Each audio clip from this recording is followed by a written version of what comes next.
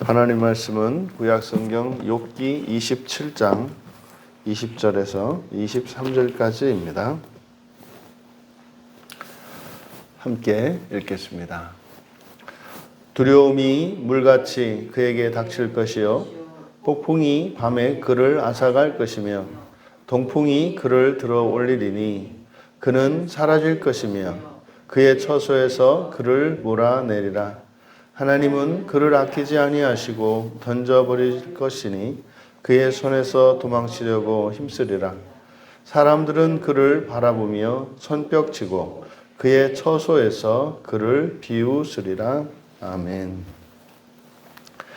욥은 이제 친구들과의 대화 속에서 또 그 지독한 그 고통을 겪으면서 이런 환난을 통해 여러 가지 깨달음을 얻게 되는데 결국에는 종말에 대한 개인적인 종말은 죽음 이후이지 않습니까?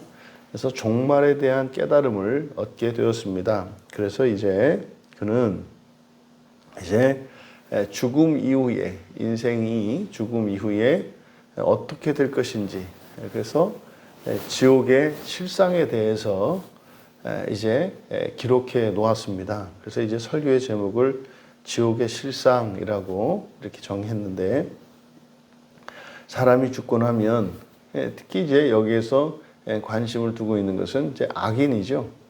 욥이 이런 고난 속에서 맨 처음에 생각했던 것은 내가 이렇게 의롭게 살았는데 이런 고난은 부당하다는 것이었죠. 의롭게 살았는데 왜 현실에서 내가 이러한 환난을 겪어야 하는가? 나는 오히려 다른 사람들보다 유복한 삶을 살아야 되지 않는가라고 하는 생각을 가지고 있었는데 막상 그가 이제 이런 환난을 겪어보니 그동안 그가 누렸던 그 평안과 그 기쁨과 그러한 복된 삶이라고 하는 것은 자신의 의로움의 결과가 아니라 하나님의 은혜였다는 것을 깨닫게 된 거죠. 그리고 나서 그러면 이제 고민을 하는 겁니다. 아니 의롭게 살아도 인생을 이렇게 힘들고 어렵고 환난 속에서 살아야 한다면 왜 의롭게 살아야 될 필요가 있겠는가? 이럴 바에는 차라리 그렇게 악하게 살더라도 뭐 다를 바 없지 않겠는가라고 하는 생각이 있었던 거죠. 그러면 자신이 의롭게 살아왔던 지나간 과거가 무의미한 것처럼 처음에는 느껴졌다가 깨닫게 된 것이죠. 그럴 리가 없다. 선하고 의롭게 산 것이 무의로 돌아갈 리가 없는데 어떻게 이렇게 되는가? 결국 이제 그가 답을 이제 종말에서 죽음 이후에서 깨닫게 된 겁니다. 지금 그 깨달음을 이야기하고 있는 거죠.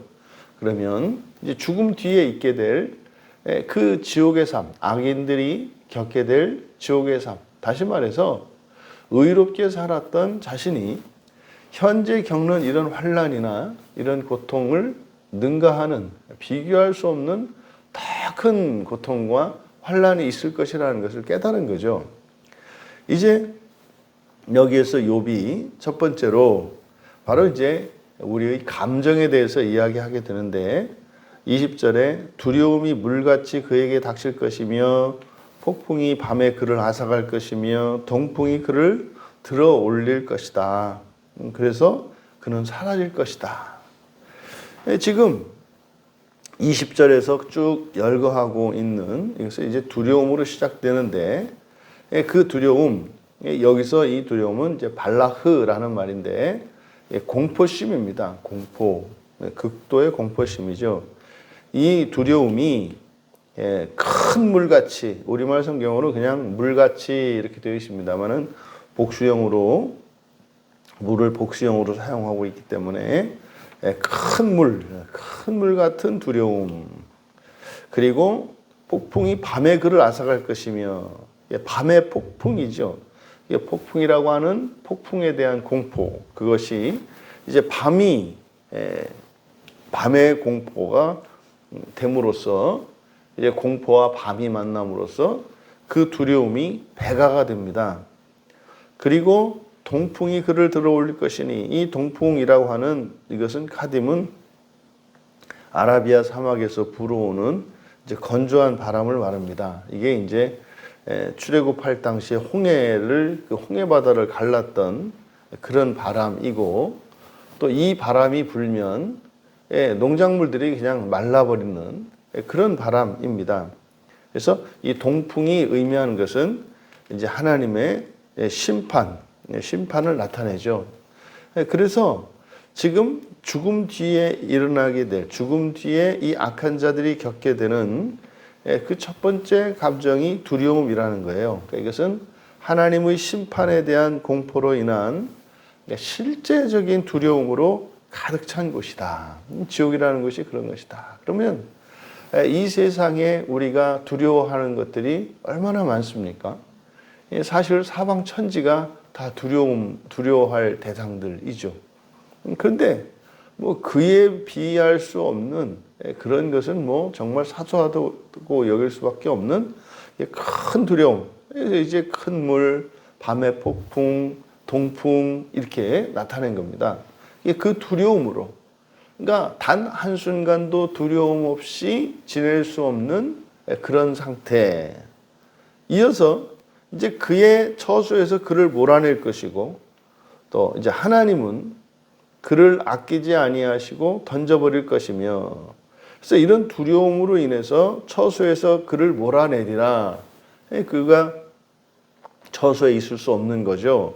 그런데 하나님이 그를 아끼지 않고 던져버릴 것이고, 그래서요, 그의 손에서 도망치려고 힘쓰리라. 그러니까 이것은 하나님의 심판에 대한 두려움으로 인해서 이제 멀어지려고 하는 거죠. 도망치려고 하는 모습. 그러니까 이게 지금 그 창세기 3장에서 타락한 이후에 일어났었던 그 모습이 연상된단 말이에요. 그러니까 이제 하나님이 아끼지 않으셔. 그래서 여러분, 우리가 사는 동안은 악인이라도 하나님이 아끼십니다.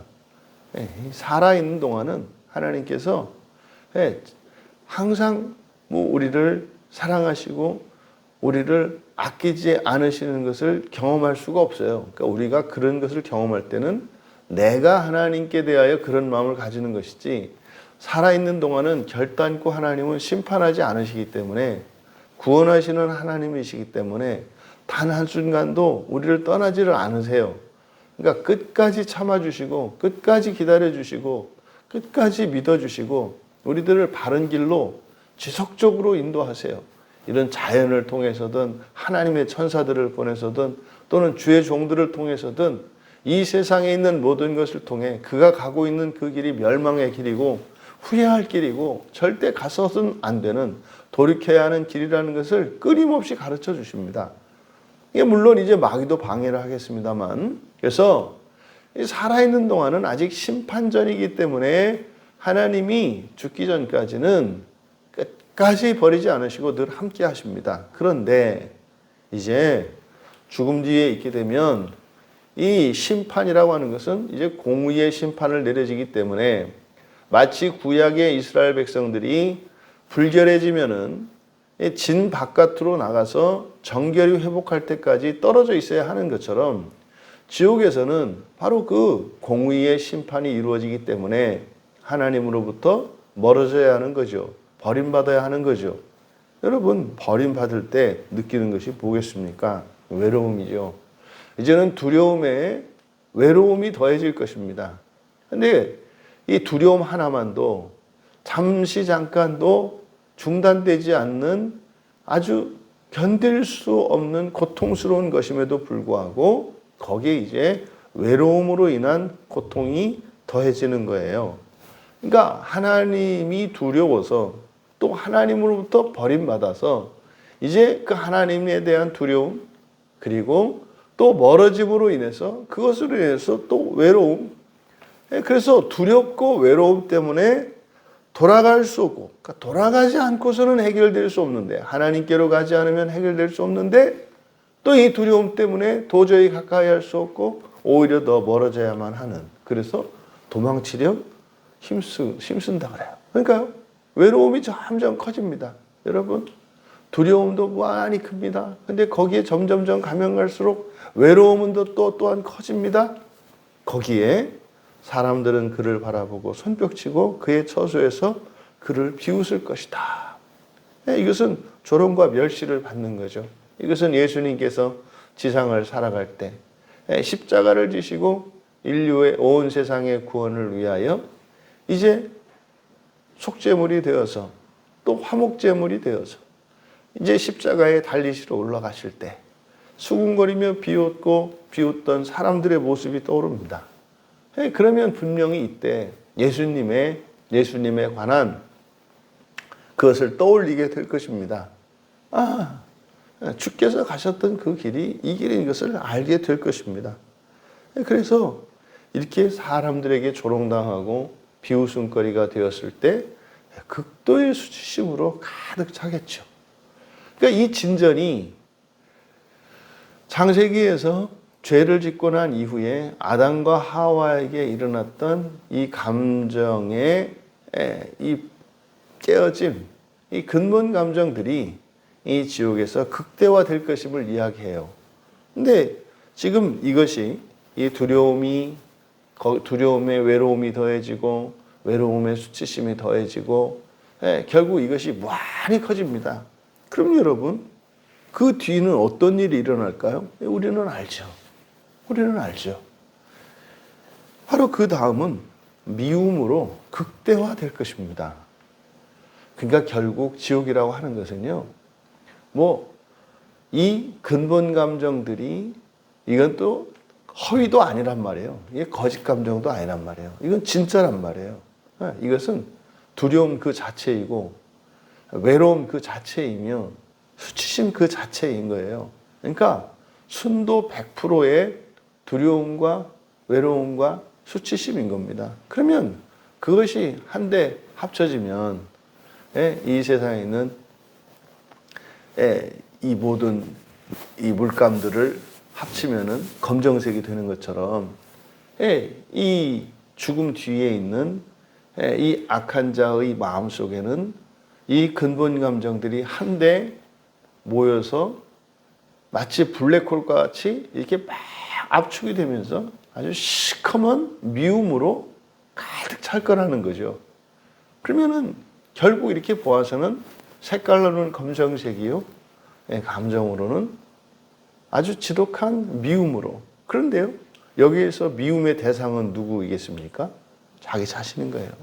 자기 자신. 이런 줄 알았더라면. 근데 알았죠. 살아서 그렇게 살면 안 된다는 거 알았죠. 그런데요, 이렇게 지독하고 이렇게 끔찍할 것이라는 것은 몰랐죠. 그런데 아주 모르는 것이 아니라 알았기 때문에 살아서 회개하고 돌이켰어야 하는 것을 그때 알게 되죠.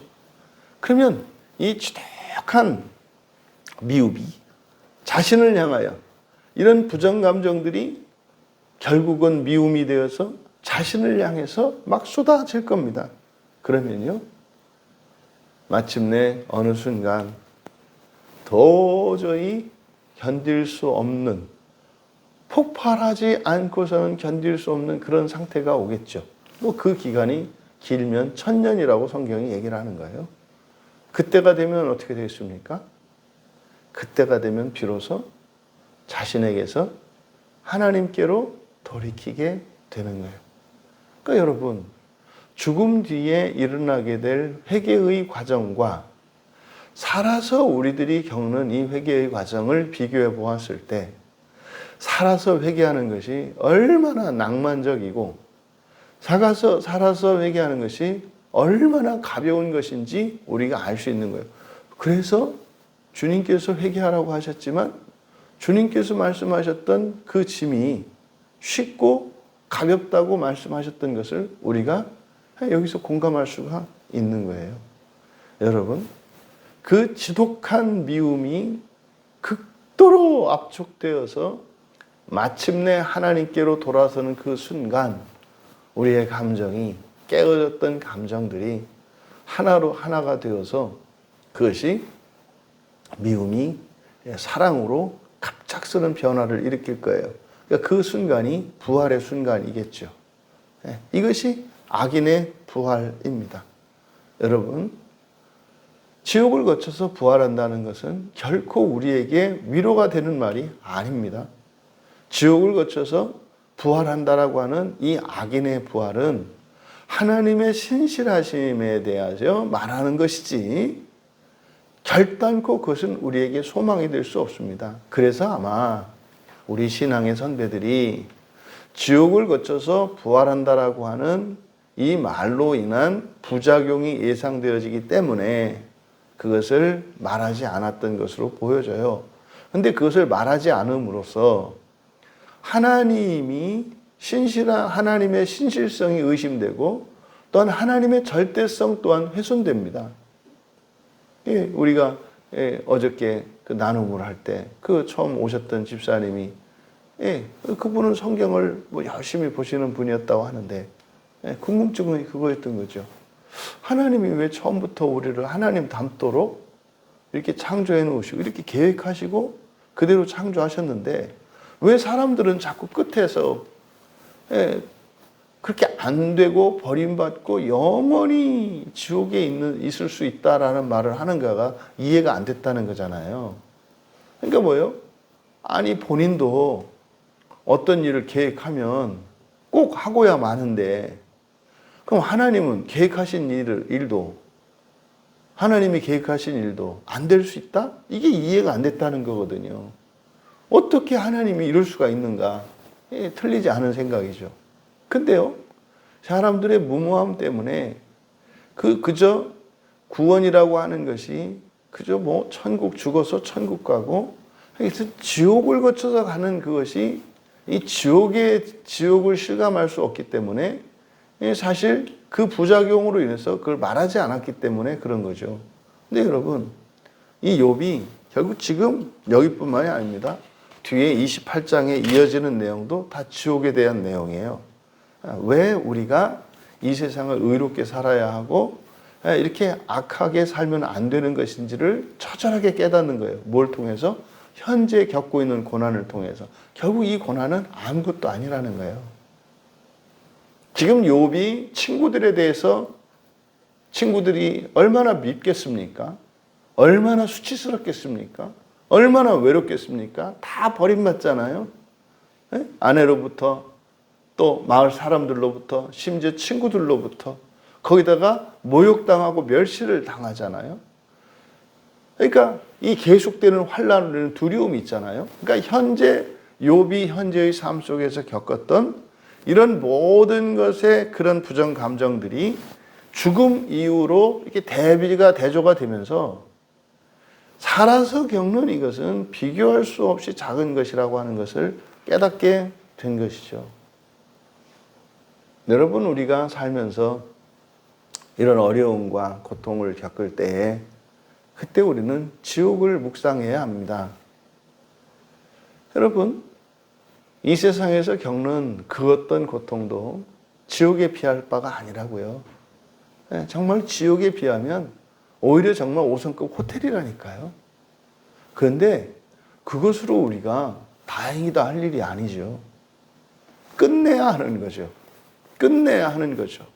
이 고통으로 지옥의 고통을 대신해야 되는 것이지 그냥 이 고통이 이런 거야 라고 해서 그저 고통 안에서 인내하는 이것이어서는 그 정도로 끝내서는 안 됩니다.